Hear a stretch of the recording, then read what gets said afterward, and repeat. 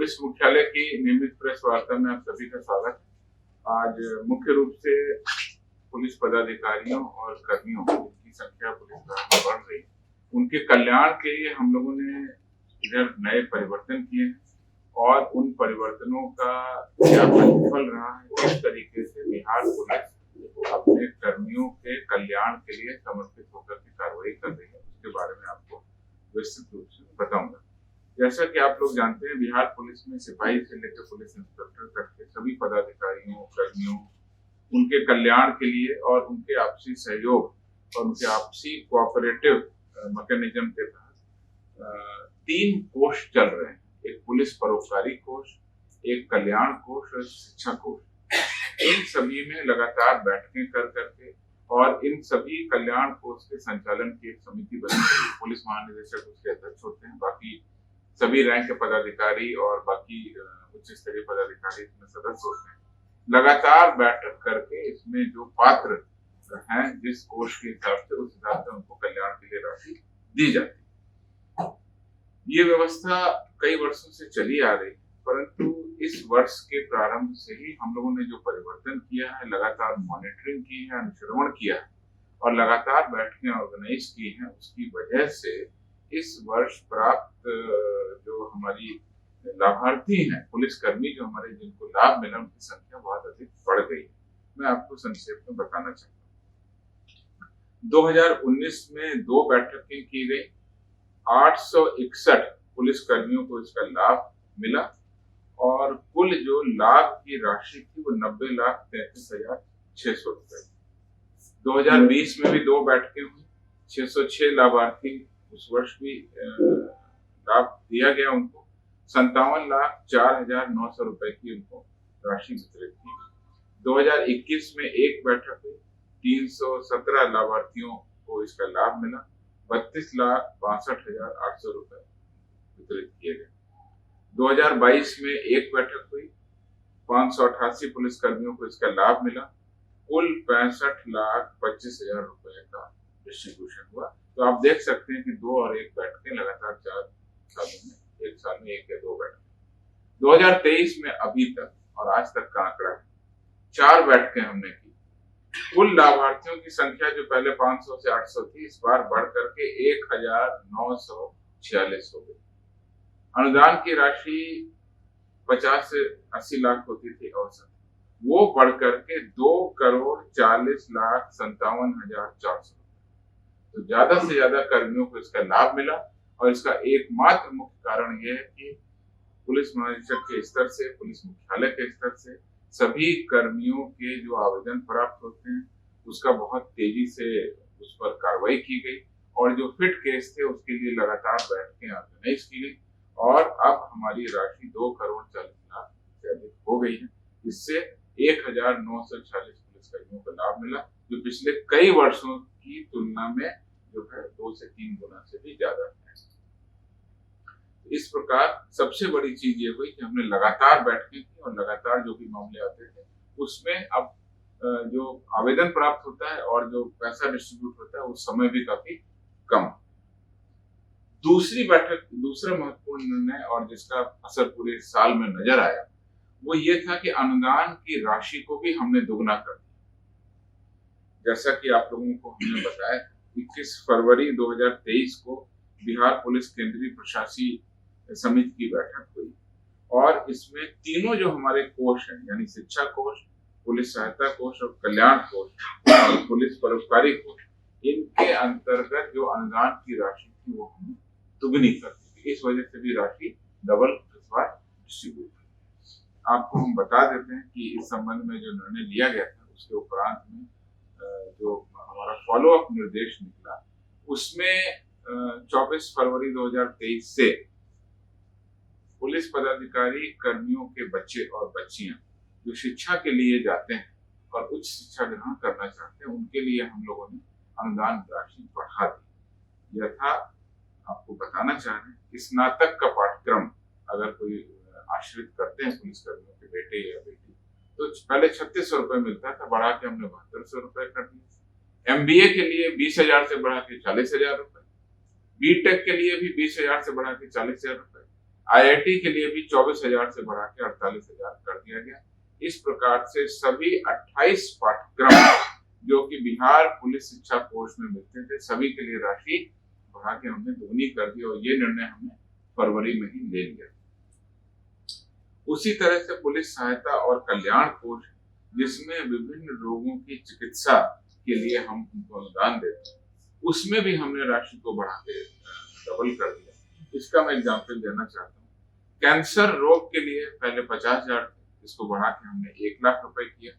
Open heart surgery के लिए भी 50,000 से बढ़ा के 1 लाख किया। किडनी ट्रांसप्लांटेशन के लिए भी 50,000 से बढ़ा के 1 लाख किया और ब्रेन ऑपरेशन के लिए भी बढ़ा के 50,000 से 1 लाख रुपए कर दिया। तो गंभीर रोगों में और सभी प्रकार के अन्य रोगों में कुल 43 रोग हमने इसमें चिन्हित किए। सभी 43 रोगों की चिकित्सा के लिए अनुदान राशि को हमने डबल। तीसरा जो इससे फॉलो अप निर्णय था वो ये था कि मृतक पुलिस पदाधिकारी और कर्मियों के आश्रित को मिलने वाली 12,000 रुपए की जो वार्षिक अनुदान राशि है, किसी की डेथ हो जाए तो लगातार देते हैं, वो बढ़ा के हमने 24,000 रुपए कर दिया। इसको भी हमने डबल किया। तो कुल मिला के जो निर्णय हुआ पूरे साल में राशि को दोगुना करने का, और दूसरा कि जो भी एप्लीकेशन आते थे उनको तत्काल हम लोगों ने निर्णय लिया। इसी कारण से 2,40,00,000 से अधिक इस बार राशि। इसके अलावा हम लोगों ने एक नया निर्णय लिया, ये 28/8 को लिया, जिसमें कि कर्तव्य पर मुठभेड़ के क्रम में अगर कोई कर्मी शहीद होते हैं तो उस पर 25 लाख रुपए का अनुदान दिया गया।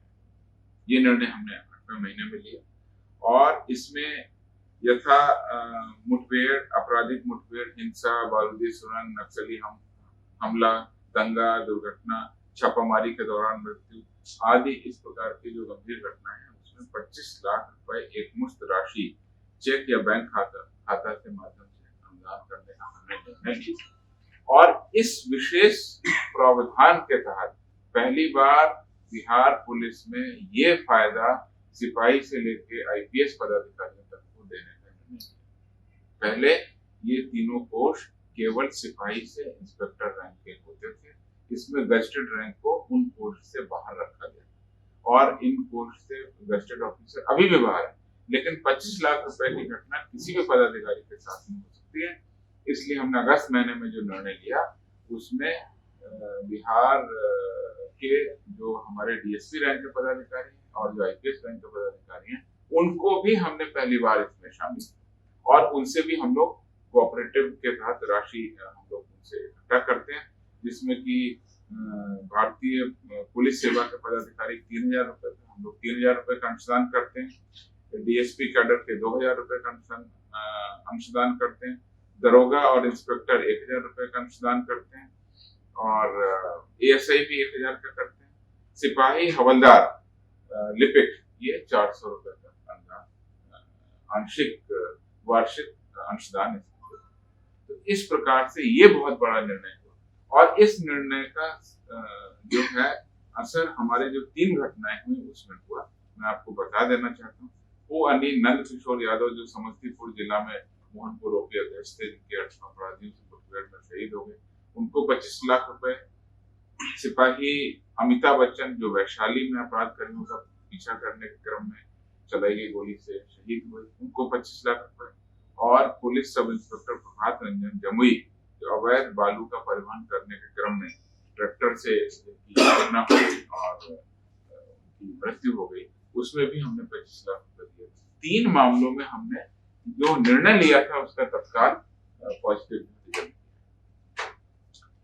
इसके अलावा हम लोगों ने मार्च में एक नया निर्णय लिया, वो ये कहा था कि किसी भी कारण से पुलिस कर्मियों को लोन लेने की जरूरत पड़ सकती, तो हम लोगों ने पहली बार ब्याज रहित लोन देने की भी व्यवस्था इस बार शुरू की। ब्याज रहित लोन के क्रम में हम लोगों ने 7 मार्च 2023 को निर्णय लिया और ये कहा कि गंभीर रोगों से ग्रसित पुलिसकर्मी, पदाधिकारी या उनके आश्रित हो तो उनको हम लोग 3 लाख रुपए तक का ब्याज रहित ऋण हम लोग उपलब्ध कराएंगे, जो कि वो आसान किस्तों में बीमारी ठीक हो जाने के बाद कटौती कर दी जाएगी। इसमें कोई हम लोग इंटरेस्ट नहीं लेंगे, कोई इंटरेस्ट चार्ज नहीं।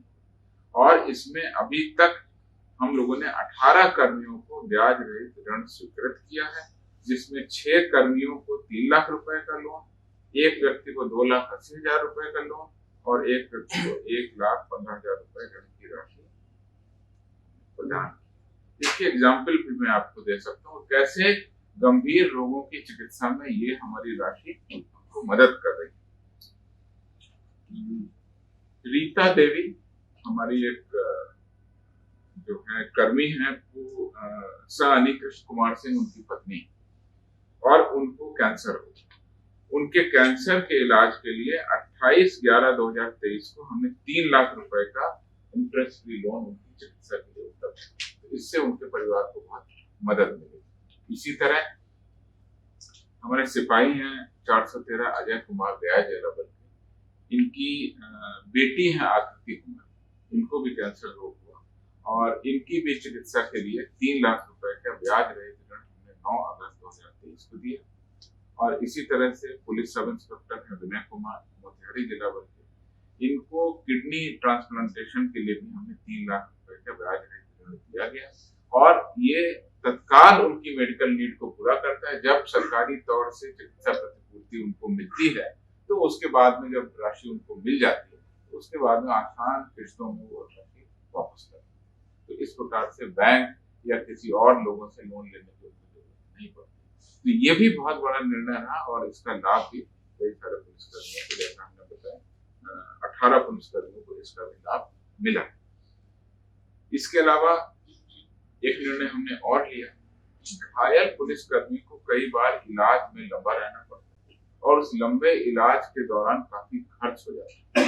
सरकारी तौर पर जो रिम्बर्समेंट होता है जब इलाज पूरा हो जाता है और जब बिल बन जाता है, उसके बाद में आने के बाद जो प्रक्रिया है उसके बाद में फिर निकासी होती है और वो पैसा मिलता है। लेकिन तत्काल लंबे चलने वाले इलाज, खासकर घायल हो जाने की स्थिति में भी उनको आवश्यकता पड़ती है। तो इसमें भी हमने निर्णय लिया था कि हम इसमें 2 लाख रुपए तक की ऋण की राशि उनको इलाज के लिए देंगे। कोई भी पुलिसकर्मी घायल हो जाता है, एक्सीडेंट हो जाता है, चोट लग जाती है, 2 लाख रुपए तक का हम लोन देंगे इंटरेस्ट फ्री, और ये भी उनको 20 किस्तों में लौटाना है।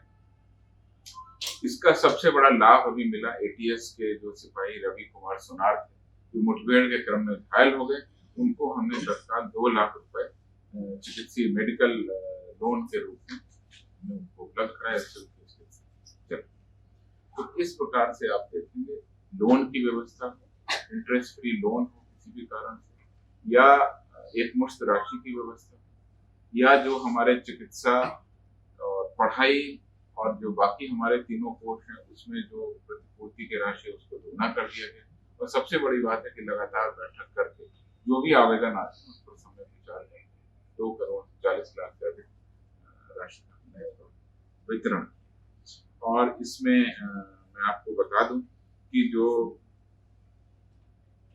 पढ़ाई के लिए जो राशि दी गई उसके भी कुछ 2-3 उदाहरण हैं और किस प्रकार से उच्च शिक्षा के लिए हम लोग प्रेरित करते हैं कि पुलिस के जो कर्मी हैं, पदाधिकारी हैं जो पुलिस में आ गए हैं, वो अपने बच्चों का भविष्य भी उज्जवल कर सकें। खुशी सिंह पिता police sub inspector Kumar Ajit Singh हैं, इनके अपराध अनुसंधान विभाग में, और इनका एडमिशन एमबीबीएस में। तो एमबीबीएस की पढ़ाई के लिए भी 48,000 रुपए का इनको अनुदान। इसी तरह से वासु कुमार पिता सानी राजेश कुमार पटना जिला बल के हैं। ये वासु कुमार जिनके पिता एएसआई, उनका एडमिशन एनआईटी में हो गया। उनकी शिक्षा के लिए भी हमने 40,000 रुपए का इनको अनुदान। इस प्रकार से, और इसमें डिटेल भी हमने दिया है कि किस प्रकार से कितने कोर्स में कितने लोगों को लाभ मिला है। सबसे पहले हमने आपको बता दिया है कि 1,946 लाभार्थी थे और 2,40,00,000 रुपए। लेकिन अलग अलग कोष में कितने लाभार्थी थे अब मैं आपको अलग से बता रहा हूँ। परोपकारी कोष में कुल लाभार्थी 127 थे, जिसमें 12,90,500 लोगों को 500 रुपए वितरित किए गए। कल्याण कोष में 423 लाभार्थी, जिसमें 78,11,000 रुपए। और शिक्षा कोष में सबसे ज्यादा देखिए, शिक्षा कोष हमारा जो है यूज होता है जब उच्च शिक्षा के लिए, उसमें 1,396 जो हमारे कर्मी हैं उनको लाभ मिला और इसमें कुल राशि का जो वितरण हुआ 1,49,55,900। तो ये कुल मिलाकर के तीनों कोष हैं और तीनों कोष के अलावा अलग अलग कोष जैसे परोपकारी कोष, कल्याण कोष और सबसे ज्यादा हमारा शिक्षा कोष, उसके तहत हमने अपने पुलिस कर्मियों और पदाधिकारियों के जो परिवार के लोग उनकी सुलभ सहायता के लिए और उनके जीवन को आगे बढ़ाने के लिए जो भी हमारी तरफ से बन पड़ता है हम लोग इसको कर रहे हैं। और इस साल के हमारे लिए गए निर्णय का बहुत ही दूरगामी परिणाम है। अब पुलिसकर्मी और पदाधिकारी बिहार पुलिस में रहते हुए और विधि व्यवस्था संधारण और आम जनता के सुख के लिए जो पुलिस के कर्तव्य हैं उस पर 24 घंटे लगातार कार्रवाई कर रहे थे, अब बेहिचक कार्रवाई करेंगे। अब उनको ये चिंता नहीं होगी कि मेरे बच्चे की पढ़ाई होगी तो पैसे का इंतजाम कैसे होगा, मेरे घर में कोई बीमार पड़ जाएगा तो पैसे का इंतजाम कैसे होगा, अगर मुझे कोई इंजरी हो जाएगी, चोट हो जाएगी, तो उनको ये आश्वासन है। और इस प्रेस कॉन्फ्रेंस के माध्यम से आप लोगों के माध्यम से भी मैं आश्वस्त करना चाहता हूँ कि बिहार पुलिस के प्रत्येक कर्मी और जवान 24 घंटे बिहार पुलिस की जो भी कर्तव्य विधि व्यवस्था के, अनुसंधान के, आपदा के, ट्रैफिक के जो भी सारे काम है उसमें पूरे मनोयोग से काम करते रहें। जिस तरीके से वो कर रहे हैं अपने कर्तव्यों पर कर्तव्य निष्ठ तरीके से पालन करते हैं। पूरे बिहार सरकार और जो पूरा बिहार पुलिस परिवार उनके साथ में है, उनके परिवार की जो भी दिक्कतें हैं उसको दूर करने के लिए हमने पर्याप्त मुकम्मल व्यवस्था कर ली है। आगे आने वाले साल में हम इसमें और भी अगर कोई परिवर्तन करेंगे तो आपको निश्चित रूप से बताएंगे। जो भी हमारी बैठकें होती हैं उसमें लगातार हम लोग अब मीटिंग कर रहे हैं और जो भी सुझाव आते हैं उन सुझावों पर भी हम लोग अपनी पॉलिसी चेंज। तो ये एक महत्वपूर्ण विषय था। इस विषय पर मैंने सोचा कि आपको आज ये साल अब लगभग समाप्त हो रहा है, तो जो महत्वपूर्ण कार्य किए गए हैं कल्याण के लिए